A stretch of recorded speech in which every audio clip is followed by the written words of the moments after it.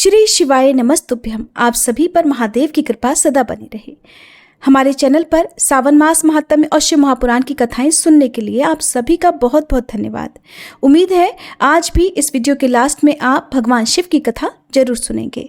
रसपान कीजिए आज के महात्म्य का, जिसमें भगवान शिव देवी पार्वती से कहते हैं कि हे देवी, अपने इस आदि स्वरूप को मैंने योग बल से जाना है और स्वयं इसका निरूपण किया है। ये सोमनाथ पूर्वाह्न काल में ऋग्वेद में स्थित होते हैं, मध्याह्न में यजुर्वेद के भीतर इनकी स्थिति होती है, अपराह्न काल में सामवेद में और संध्या के समय अथर्ववेद में ये विराजमान होते हैं। मैं अंधकार से परे सूर्य के समान प्रकाशमान इस अंतर्यामी महापुरुष सोमेश्वर को जानता हूँ। इनको ही जानकर मनुष्य कभी मृत्यु को प्राप्त नहीं होता है, अर्थात मुक्त हो जाता है। मनुष्यों की मुक्ति के लिए दूसरा कोई मार्ग नहीं है। पार्वती, इस प्रकार महामहिमाशाली सोमनाथ के महात्म्य का दिग्दर्शन मात्र मैंने कराया है। श्री सूत जी कहते हैं, महर्षियों, महादेवी पार्वती ने इस प्रकार प्रभास क्षेत्र की महिमा सुनकर फिर से भगवान शंकर से पूछा, हे प्रभु, हे महादेव, हे सुरेश्वर, संपूर्ण ज्ञान से संपन्न आपको नमस्कार है। प्रभु, इस दिव्य लिंग का सोमेश्वर नाम किस समय हुआ, कृपा पूर्वक ये भी बताइए। तब भगवान शंकर कहने लगे, देवी, पूर्व काल में मैं ही स्पर्शलिंग स्वरूप से विद्यमान था। उस समय कोई भी मनुष्य यहाँ मुझे नहीं जानता था। जब प्रलय के बाद महाकल्प का आरंभ होता है और ब्रह्मा जी का भी लय होकर नूतन ब्रह्मा की सृष्टि होती है, उस समय मेरे इस दिव्य लिंग का नाम भी बदलकर दूसरा हो जाता है। अब तक 6 ब्रह्मा बदल गए हैं और अब ये 7वें ब्रह्मा चल रहे हैं। इस समय जो प्रजापति ब्रह्मा जी हैं, इनका नाम शतानंद है। देवेश्वरी, ये ब्रह्मा जब 8 वर्ष के हुए तब से लेकर मेरे इस लिंग का नाम सोमनाथ प्रसिद्ध हुआ है। बीते हुए कल्पों में जो ब्रह्मा थे उनका नाम विरिंची था। उनके समय में इन सोमनाथ का नाम मृत्युंजय था। इसके बाद दूसरे कल्प में जो दूसरे ब्रह्मा हुए वे पद्मभू नाम से विख्यात हुए। देवी, उनके समय में मेरे इस लिंग का नाम कालाग्नि रुद्र हुआ। तीसरे ब्रह्म की प्रसिद्धि स्वयंभू नाम से हुई है। उस समय सोमनाथ का नाम अमृतेश था। चौथे ब्रह्मा परमेष्ठी नाम से विख्यात हुए। उस समय उनका नाम अनामय था। 5वें ब्रह्मा सुरज्येष्ठ नाम से विख्यात हुए। उस समय सोमेश्वर देव का नाम कृत्तिवास था। 6ठे ब्रह्मा का नाम हेमगर्भ था। उनके समय में सोमनाथ का नाम भैरवनाथ रखा गया था। ये जो 7वें ब्रह्मा हैं शतानंद कहलाते हैं। इस समय मेरे इस लिंग का नाम सोमनाथ प्रसिद्ध हुआ है। इसके बाद आने वाले कल्प में 8वें ब्रह्मा चतुर्मुख नाम से विख्यात होंगे। उस समय सोमेश्वर देव का नाम प्राणनाथ होगा। इस तरह जो जो ब्रह्मा बीत जाते हैं और प्रलय के बाद पुनः जो नए ब्रह्मा उत्पन्न होते हैं, उनकी 8 वर्ष की आयु होने तक सोमेश्वर देव का एक नाम रहता है, उसके बाद वह बदल जाता है। इस प्रकार देवी, संक्षेप में मैंने तुम्हें सोमनाथ के नाम बताए हैं। तब देवी बोली, हे देवेश्वर, मनुष्य के ऊपर दया करने के लिए मैं भी आपके साथ बार बार प्रकट हुई हूँ। उस समय मेरे कौन कौन से नाम हुए हैं, कृपया ये भी बताइए। तब महादेव जी कहने लगे, आदि कल्प में तुम्हारा नाम जगन माता था, दूसरे में जगद्योनी, तीसरे में शांभवी, चौथे में विश्वरूपिणी, 5वें में नंदिनी, 6ठे में गणाम्बिका और 7वें में तुम्हारा नाम विभूति हुआ है।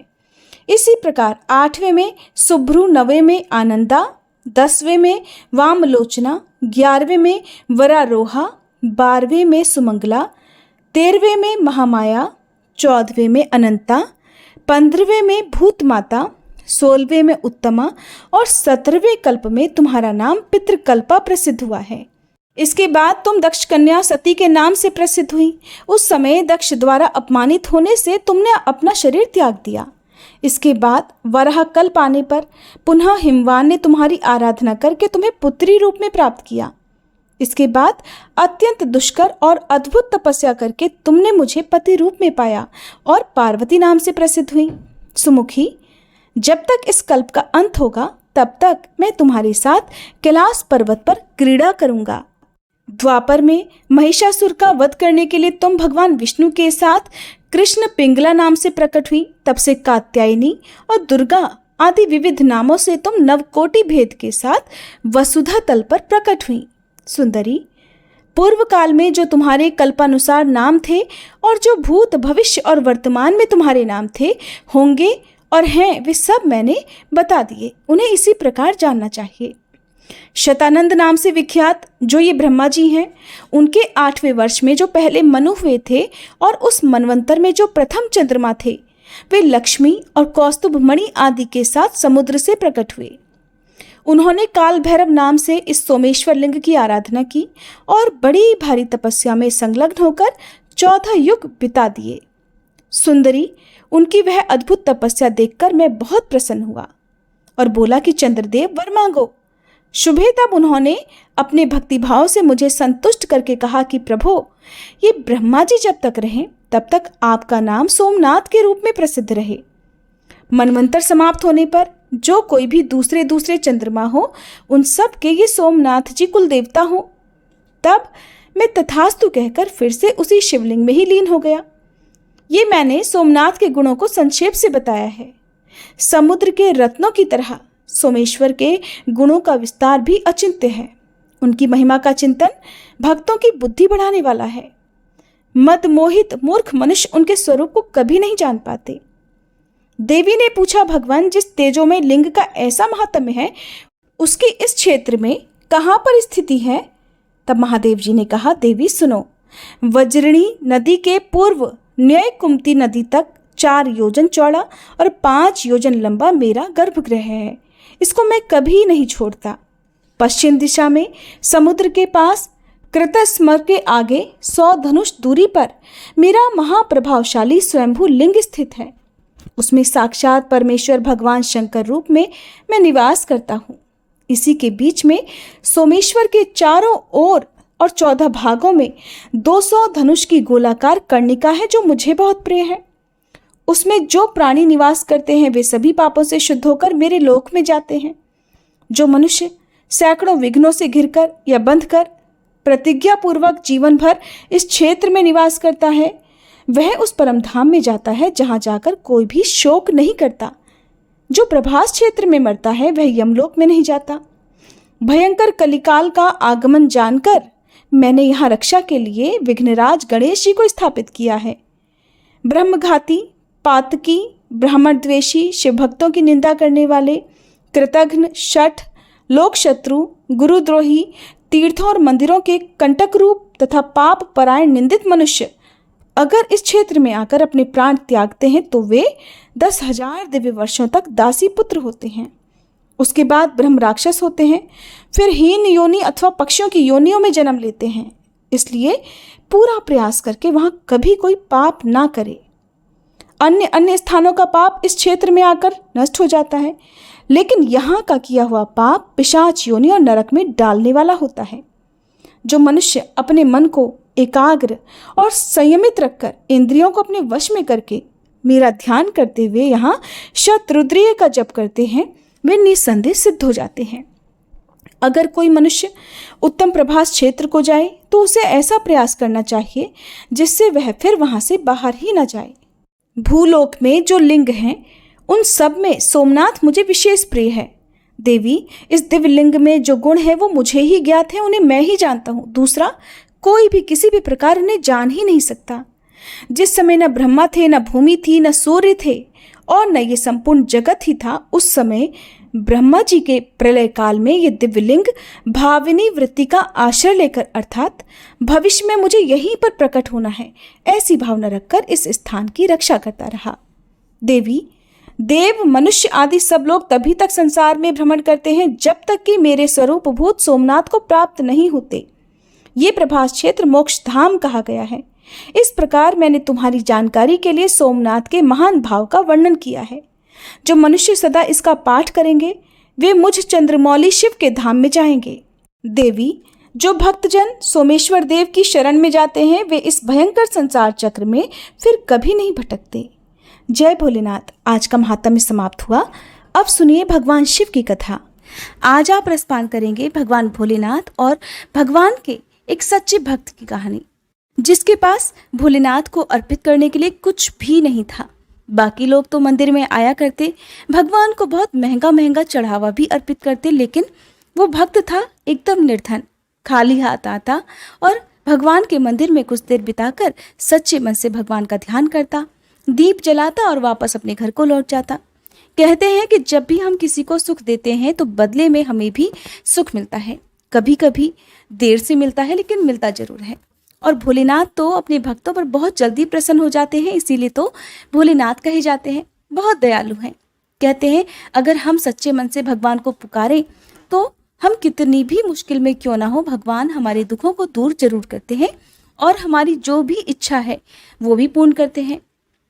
तो आज की जो कहानी है वो भोलेनाथ के भक्त की कहानी है, और इस कहानी को उन लोगों को तो जरूर सुनना चाहिए जो कि भोलेनाथ को कुछ भी अर्पित नहीं कर पाते हैं और फिर ये सोचते हैं कि आज सोमवार का दिन था या आज मासिक शिवरात्रि थी, आज भोलेनाथ का दिन था और बाकी सब ने तो भगवान को बेलपत्र, भांग, धतूरा, पंचामृत सभी कुछ अर्पित किया। आपके पास चढ़ाने के लिए केवल एक लोटा गंगा जल था और केवल तेल का ही एक दीपक था जो जलाने के लिए था। अब ऐसे में आपको ये भी जानने को मिलेगा कि आखिरकार भगवान कैसे प्रसन्न होते हैं, किस तरह की भक्ति से भगवान प्रसन्न होते हैं। तो एक बार एक नगर में भगवान शिव का एक भव्य मंदिर था, बहुत सुंदर मंदिर था जहां भगवान शिव पूरे परिवार के साथ विराजमान थे। वहां पर हर वर्ष दूर दूर से भक्तजन शिव जी के दर्शन करने के लिए आते थे। सावन का महीना चल रहा था, दूर दूर से कांवड़ लेकर भगवान शिव का जलाभिषेक करने आए हुए थे। मंदिर पूरा भक्तों की भीड़ से भरा हुआ था। तभी अचानक आकाश में बिजली कड़की और सोने का एक थाल उस जगह से उतरा। उसी के साथ एक भविष्यवाणी भी हुई कि जो कोई भी भगवान शिव का सच्चा भक्त और प्रेमी होगा उसी को ये थाल मिलेगा। मंदिर के भवन में उपस्थित सभी लोगों ने ये भविष्यवाणी साफ साफ सुनी। सुनते ही धीरे धीरे सभी लोग इकट्ठे हो गए। सोने का थाल था, सभी लोग चाहते थे कि हमें ये थाल मिल जाए। जो लोग मंदिर की व्यवस्था देखते थे, यानी कि हर दिन मंदिर में साफ सफाई की व्यवस्था देखते थे, मंदिर में हर दिन पूजा पाठ की व्यवस्था देखते थे, उन्हें तो ये विश्वास था और विश्वास भी पूरा था कि ये थाल तो हमें ही मिलेगा, क्योंकि हम ही हैं जो इस मंदिर की देखभाल भी करते हैं और सच्ची सेवा भी करते हैं और सबसे पहले पूजा भी हम ही इस मंदिर में करते हैं। तो इस तरह से उन्हें तो पूरा विश्वास था, इसलिए वो भीड़ में सबसे आगे जाकर खड़े हो गए कि हम इस थाल को सबसे पहले छुएंगे। सबसे पहले एक पंडित जी आए और कहने लगे, देखिए मैं भगवान का हर दिन नियम से अभिषेक करता हूँ, अतः मैं ही भोलेनाथ का सबसे सच्चा प्रेमी और भक्त हूँ, इसलिए ये थाल तो मुझे ही मिलना चाहिए। ऐसा कहकर पंडित जी ने सोने का थाल उठाया। जैसे ही पंडित जी ने थाल को छुआ, वह थाल सोने की जगह पीतल का हो गया, वो पीतल में बदल गया, जिसे देखकर पंडित जी बड़े शर्मिंदा हुए। उन्होंने थाल को उसकी जगह पर रख दिया और वहां से दूर खड़े हो गए। इसी तरह वहां पर भीड़ में उपस्थित लोगों ने बारी बारी से खुद को आजमाया।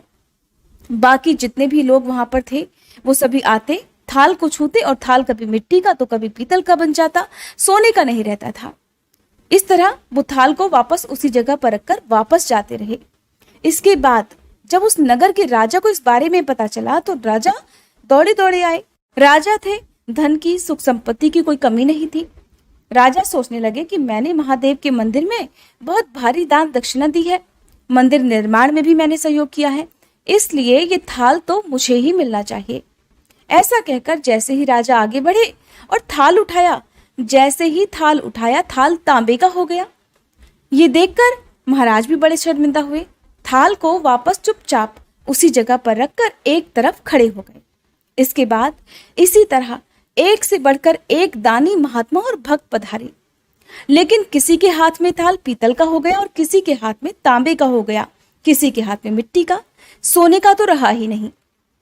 तब सभी लोगों को पता चल गया कि हम में से कोई भी महादेव का सच्चा भक्त ही नहीं है, यानी कि अब तक हमने अपने जीवन में महादेव की जो पूजा भक्ति की है वो सच्ची थी ही नहीं। उस सभी में स्वार्थ था, झूठ था, दिखावा था। उसी समय एक गरीब किसान का वहां आना हुआ। वो बेचारा महीनों बाद आज चातुर्मास के शुभ अवसर पर भोलेनाथ के दर्शन करने आया था। चातुर्मास का समय कभी भी बुरा नहीं होता। चातुर्मास के समय में शुभ मांगलिक कार्य नहीं किए जाते हैं, लेकिन इन 4 महीने में भगवान की भक्ति जरूर करनी चाहिए। पूजा पाठ से संबंधित जैसे कि आप भजन कीर्तन, महापुराणों की कथाओं का पाठ या श्रवण इन दिनों कर सकते हैं। तो चातुर्मास के शुभ अवसर पर बेचारा बहुत दिनों के बाद वो भोलेनाथ के दर्शन करने आया था। एक तो गरीबी, ऊपर से गृहस्थी के बोझ तले दबा हुआ वह गरीब दिन रात खेतों में मेहनत मजदूरी करके अपना और अपने परिवार का गुजारा किया करता था। अभी रास्ते में ही आ रहा था कि कोई भिखारी उसे मिल गया और कुछ मांगने लग गया। इस किसान को उस पर दया आ गई। अपने खाने के लिए जो खाना वो साथ लाया था, जो कि वो काम करने के दौरान अक्सर बीच में खाया करता था, उसने वही खाना उस भिखारी को दे दिया, ये सोचकर कि शायद इस खाने की जरूरत मुझसे ज्यादा इस भिखारी को है। थाल के बारे में उस गरीब किसान ने भी सुना था, लेकिन उसने इस ओर बिल्कुल भी ध्यान नहीं दिया, ये सोचकर कि मैंने तो ना कभी भगवान को चढ़ावा चढ़ाया, ना कभी मैं नियम पूर्वक मंदिर में गया, ना मैंने कभी ब्राह्मणों को भोजन कराया, ना कोई दान दक्षिणा ही दी। दान दक्षिणा कैसे देता? बेचारा बड़ी मुश्किल से तो अपने परिवार का पेट पाला करता था। तो वह व्यक्ति सीधा मंदिर में गया और महादेव का पूजन करके बाहर आ गया। परिक्रमा करके जब वो जाने को तैयार हुआ, तभी पीछे से एक व्यक्ति बोला जो भीड़ में ही था। उसने कहा, भाई जरा तुम भी इस थाल को उठाकर देख लो, हो सकता है तुम ही वो सच्चे भक्त हो जिसके लिए ये थाल आसमान से उतर के आया है। किसान को लगा कि वो व्यक्ति उसका मजाक बना रहा है। किसान ने हंसते हुए अपना दुख छिपाते हुए कहा, भाई मैं तो कभी कोई पूजा पाठ भी नहीं करता और महीनों में एक आध बार ही मंदिर आ पाता हूँ, मैं कहाँ का सच्चा भक्त। तो वह अजनबी कहने लगा, भाई हम सभी तो देख चुके हैं, हमारी भक्ति तो बिल्कुल भी सच्ची नहीं है। अब तुम भी अपना हाथ लगाकर आजमा कर देख लो, सोने का थाल मिले या ना मिले, किंतु ये तो पता चल जाएगा कि तुम्हारी भक्ति में कितनी सच्चाई है। वहां पर उपस्थित लोगों के बहुत आग्रह करने पर आखिरकार उस भोले भाले किसान ने जाकर वो थाल उठा लिया। जैसे ही उसने थाल उठाया, लोगों के आश्चर्य का ठिकाना नहीं रहा। सोने का थाल रोशनी से जगमग करने लगा, चमचमाने लगा, जिसे देखकर मंदिर में उपस्थित सभी लोगों के बीच में खुशियों की लहर दौड़ गई। सभी लोग देखते ही देखते उस गरीब किसान के और महादेव के जयकारे लगाने लगे और पूछने लगे कि भाई तुम ही तो वो सच्चे भक्त हो, अब हमें ये भी बता दो कि आखिरकार महादेव की भक्ति कैसे करते हो, कौन सा उपाय करते हो जिससे महादेव तुमसे इतने प्रसन्न है। तो वह किसान कहने लगा, भाई मैं कोई भक्ति नहीं करता। हाथ जोड़कर कहने लगा कि मैं तो केवल दिन रात खेतों में काम करता हूँ और थोड़ा समय निकालकर अपनी सामर्थ्य के अनुसार जरूरतमंद लोगों की मदद कर दिया करता हूँ। इसके अलावा मैं कोई भी विशेष कार्य नहीं करता। लोग पूछने लगे, तो फिर बताओ तुम लोगों की मदद क्यों करते हो? किसान ने मुस्कुराते हुए कहा, दूसरों की मदद करके जब उनके चेहरे की मुस्कान देखता हूँ तो मुझे उसमें परम आनंद की प्राप्ति होती है, बहुत खुशी होती है और इतनी खुशी मिलती है कि मैं शब्दों में उसे बयान भी नहीं कर सकता। शायद यही कारण होगा कि महादेव मुझसे इतने प्रसन्न हैं। तो वहां पर उपस्थित लोगों की आंखें खुल गईं कि किस प्रकार की भक्ति सच्ची होती है। हमेशा ध्यान रखें कि अगर आप खासकर मंदिर जा रहे हो, कोई भी शुभ कार्य के लिए जा रहे हो, रास्ते में कोई भी जरूरतमंद व्यक्ति दिखाई दे तो उसे कभी भी अनदेखा करके आगे ना बढ़ें। क्या पता भगवान किस रूप में आपके पास आपकी परीक्षा लेने के लिए आ जाए। कुछ ना कुछ, जो भी आपकी समर्थ हो, कुछ ना कुछ उस जरूरतमंद व्यक्ति को आप जरूर दें। और देखिए, हमारे पास यदि कुछ भी नहीं होता तो जरूरी नहीं कि हम पैसों से ही किसी की मदद कर सकें। हम किसी का मनोबल बढ़ा सकते हैं, किसी के दुख तकलीफ को पूछकर उसकी परेशानी का हल उसे बता सकते हैं। हम किसी न किसी रूप में यदि किसी भी जरूरतमंद की मदद करेंगे तो महादेव हम पर जरूर प्रसन्न होंगे। उम्मीद है हर बार की तरह आज की ये कथाएं भी आपको पसंद आई होंगी। वीडियो अगर अच्छी लगी हो तो लाइक करना बिल्कुल मत भूलिएगा।